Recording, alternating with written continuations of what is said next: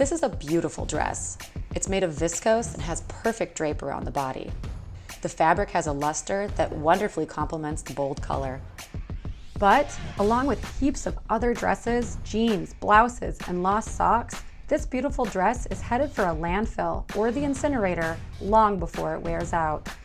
In fact, the Ellen MacArthur Foundation estimates that one garbage truck full of textiles is landfilled or burnt every second. Clothes these days were not designed to be renewed, remade, or even recycled.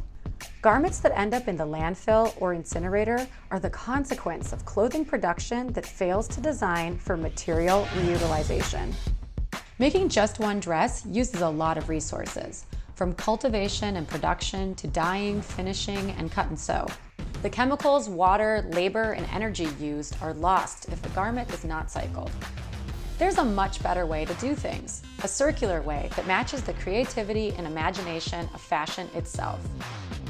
Instead of making and wasting fashion, we can design our clothes and our systems of dressing so that apparel is made from safe materials, worn longer, and when the time is right, recycled into new materials or even composted back into soil.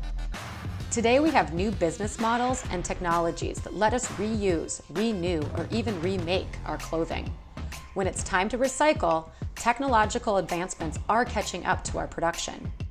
Most textile recycling today is done by mechanical chopping and respinning, but chemical recycling, which is more versatile, is advancing.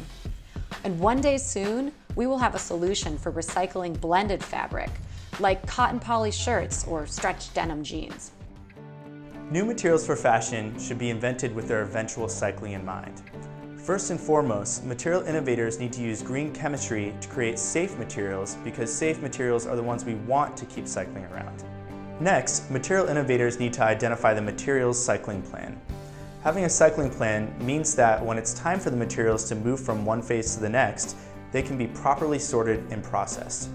Equally important to the cycling plan is being able to communicate it down the line.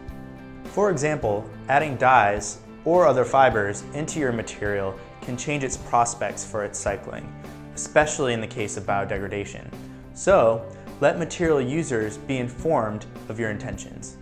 Last, can the material be cycled within an existing system or is a new one required in order to cycle it? If a new one is required, then additional challenges may be involved.